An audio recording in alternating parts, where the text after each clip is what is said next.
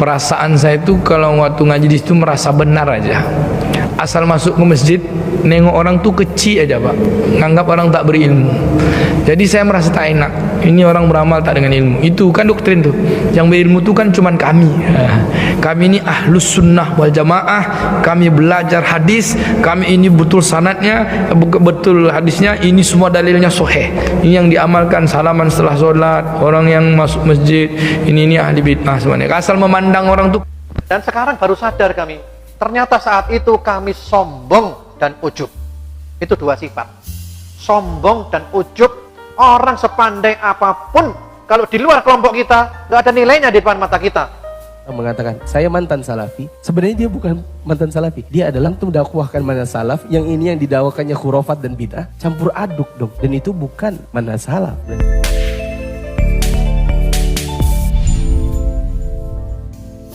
Satu hari yang membuat saya berhenti itu mujahadah itu apa? Perasaan saya itu kalau waktu ngaji di situ merasa benar aja. Asal masuk ke masjid, nengok orang tuh kecil aja pak, nganggap orang tak berilmu. Jadi saya merasa tak enak. Ini orang beramal tak dengan ilmu. Itu kan doktrin tuh. Yang berilmu tuh kan cuman kami. Kami ini ahlus sunnah wal jamaah. Kami belajar hadis. Kami ini betul sanadnya, betul hadisnya. Ini semua dalilnya sahih. Ini yang diamalkan, salaman setelah sholat, orang yang masuk masjid. Ini ahli bid'ah semuanya. Asal memandang orang tuh kecil. Itu yang saya rasakan. Ada hati saya yang tak puas. Satu hari, bolehlah nih. Satu hari celana saya agak bolong kecil di sini. Jadi sholat adalah kawan. Tak usahlah sebut namanya dia. Kalau disebut namanya tak enak, dia jual kelapa tuh di Jalan Paus. Nah, sebut nanti dia terkenang tuh. Entah terkenang tak tidak lagi. Jadi selesai sholat tuh, celana ini bolong. Saya bukan merokok, tapi ada orang merokok yang kena celana saya ini bolong kecil-kecil. Lalu dia lihat gini, tak sah sholat, tak sah sholat, tak sah sholat, gitu dia. Kan sama-sama pengajian nih. Tak sah sholat antum, ulang sholat antum. Tapi kasar. Ya. Lalu saya bilang, abang kok kasar? Betul sebenarnya saya bilang. Tapi kita ini ikut sahabat. Kita ini kan salafi, pengikut sahabat. Sahabat itu kan lemah lembut, saya bilang. Kalaulah ada, maaf bang ya, saya bilang, kalau kayak gini Islam zaman sahabat tua, saya bilang, kasar seperti abang ini, macam mana orang mau masuk Islam?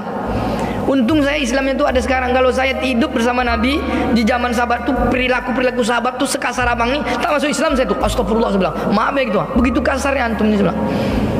Tapi marah saya kan, marah. Kasar kali ini ngakunya ikut sahabat, tapi kasar, sombong-sombong.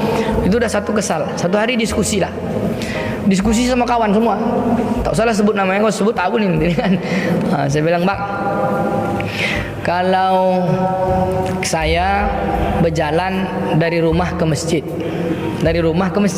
tiba-tiba di tengah jalan saya berhenti dan berdoa saya di jalan tuh bang, berdoa saya, ya Allah ya Rahman ya Rahim, apa aja lah saya bilang. Doa itu ibadah nak bang? Ibadah.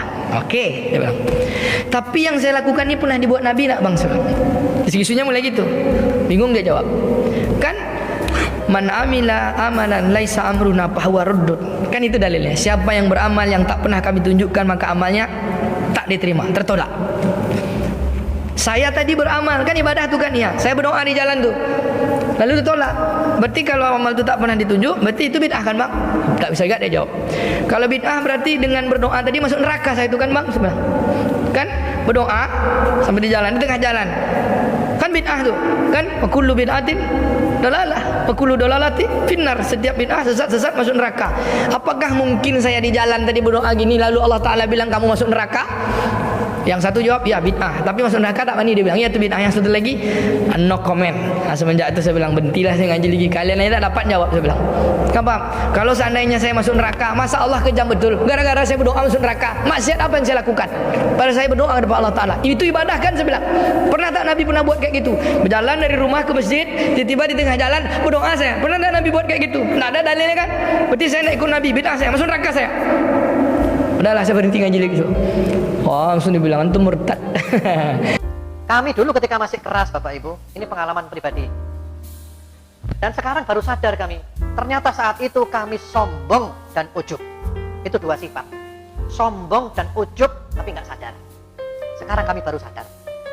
Sehingga mereka-mereka yang belum sadar itu sombong dan ujub. Kenapa sombong dan ujub?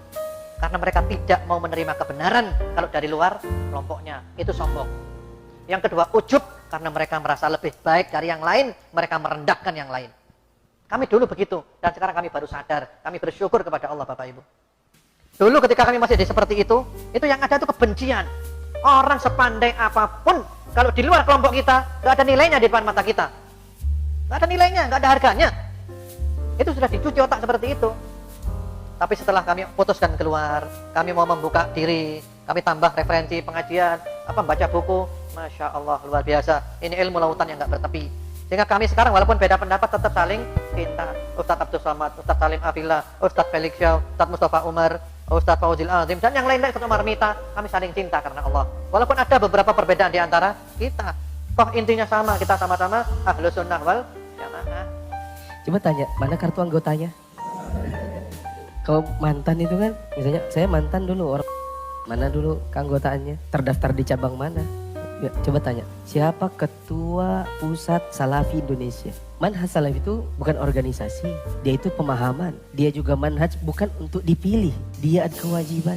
Siapa yang mau beragama tidak dengan manhaj salaf, maka pasti ada bid'ah dan khurafat pada dirinya. Meskipun tidak semua bid'ah, tapi pasti ada ciri khasnya. Karena memang manhaj yang bukan manhaj salaf itu bid'ahnya ada ciri khasnya. Ada sebagian manhaj ciri khasnya adalah dakwanya selalu dimulai dengan politik. Ada sebagian manhaj ciri khasnya adalah yang bukan kelompoknya kafir. Ada sebagian manhaj yang ciri khasnya adalah suka dengan hadis-hadis tidak sahih dan ngajak-ngajak kaum muslimin untuk tiap bulan keluar itikaf di masjid 3 hari. Mereka menamakannya khuruj.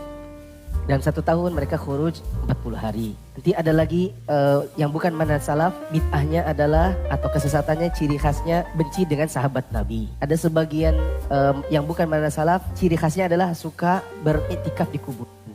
Nah, siapa yang tidak mau bermanhaj salaf, pasti nanti ada kebid'ahan atau khurafat ciri khas pada dirinya. Dan sebenarnya kita bisa bilang kalau Anda merasa diri Anda dulu salafi, sekarang sudah tidak, maka kita khawatir itu sebenarnya hidayah yang tercabut dari diri Anda. Manhaj salaf itu pemikiran yang harus ada pada diri seseorang supaya dia tidak jatuh ke dalam kesesatan. Maka kalau sekarang ada yang mengatakan dia mantan salafi, berarti ada jalan kebenaran yang cabut dari dirinya. Di Indonesia ini memang ada sebagian ustadz 2 model. Antara mengatakan dirinya mantan salafi atau yang mengatakan dirinya saya salafi tapi seperti dulu lagi. Itu ada. Contoh yang mengatakan dirinya mantan salafi itu ada.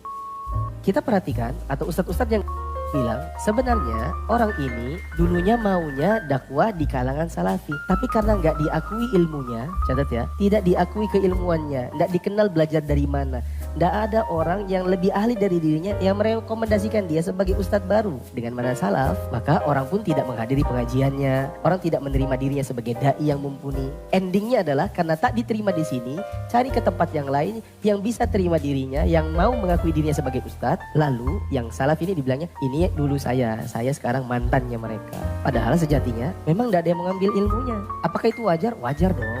Bapak-bapak punya anak nih, misalnya tinggal di Balikpapan, anaknya bilang saya pokoknya maunya sekolahnya di Balikpapan. Maunya apa nak? Sekolah umum apa sekolah SMK atau sekolah pondok? Apapun pilihannya dia, mau sekolah umum atau pondok, pasti bapak-bapak akan mencarikan yang terbaik di antara yang ada pilihannya. Betul atau tidak? Kenapa begitu? Itu adalah sebuah naluri, hal yang wajar bagi diri seseorang. Untuk mengambil ilmu, dia harus filter. Dia akan mengambil yang menurut dia layak untuk mengajar. Betul? Minimal di zaman saya dulu. Orang berlomba masuk SMA 1. Orang berlomba ke sana. Kenapa? Orang menganggap itu sekolah yang dan saya pengennya ke UGM. Jadi kalau ke sini itu kayak lompat gitu, kayak naik kelas misalnya. Maksudnya adalah orang juga mau pilih sekolah itu kan pilih-pilih. Wajar karena mereka maunya menimba ilmu dari orang yang mumpuni. Kalau ada seorang dai baru datang di Balikpapan, siapa namanya? Fulan. Itu pasti orang akan bertanya, gelarnya? Kalaupun tidak ada gelarnya, dulu sekolah di mana? Mondok di mana? Kuliah di mana? Kenapa orang perlu bertanya? Karena orang kalau mau ngambil ilmunya harus tahu dulu latar belakangnya. Itu tidak. Ini direkomendasikan enggak sama para ulama? Enggak salah sama ulama, sama guru-gurunya. Kalau ada orang berkata, oh dia dulu dia alumni pesantren Al Irsyad. Oke, pesantren Al Irsyad banyak alumninya. Direkomendasikan tidak oleh guru-gurunya. Itu jadi pertanyaan. Oh dia keluar dari Madinah, dia itu khirij Madinah, alumni Madinah. Oke, alumni Madinah, banyak alumni Madinah ribuan. Dulu waktu dia kuliah di Madinah, track recordnya bagus enggak? Jangan-jangan nilainya CD. Kalau dapat beasiswa kerjanya melancong keliling Saudi dan sibuk sama itu lupa dia kuliah. Banyak bener. Jadi orang akan memfilter. Nah itu versi pertama. Itu contoh ada orang mengatakan saya mantan salafi. Sebenarnya dia bukan mantan salafi. Dia adalah orang yang dulu maunya dakwah di manhaj salaf tapi nggak diterima karena tidak diakui keilmuannya. Lalu mencari tempat yang di situ dia bisa bernaung, yang di situ dia bisa diterima orang, diorangkan, diustadkan, lalu mengatakan dirinya mantan salafi. Ada juga seperti di Ini salah satu ustadz yang dulunya senior. Dia kalau dia bukan mantan salafi, dia mengatakan saya salafi, tapi tidak seperti dulu lagi, tidak kayak mereka-mereka. Kalau kita tanya, emang kalau ustadz sekarang gimana? Oh, saya kan gaul sama ini, sama ini, sama ini. Semua saya gak pergauli karena semuanya kaum muslimin. Maka kita katakan, ustadz, bergaul dengan kaum muslimin memang semuanya kalau masalah muamalah. Untuk duduk bareng, kemudian ngisi bareng, yang antum dakwahkan mana salaf, yang ini yang didakwakannya khurafat dan bid'ah, campur aduk dong. Dan itu bukan mana salaf. Berarti antum cuma sekedar ngaku-ngaku aja. Kalau diusut-usut, oh ternyata pernah salah ngomong, keceplosan, tersebar di media, akhirnya digerebek orang, dipersekusi, diancam, masuk penjara kamu kalau tidak mau meralat hinaanmu terhadap amalan kami yang kamu katakan syirik itu. Oh, akhirnya karena tidak enak, akhirnya oh enggak kok, ya saya minta maaf dulu itu saya salah ngomong, bla bla bla. Ujung-ujungnya karena sudah tidak enak sama tekanan masyarakat, sekarang ganti status saya.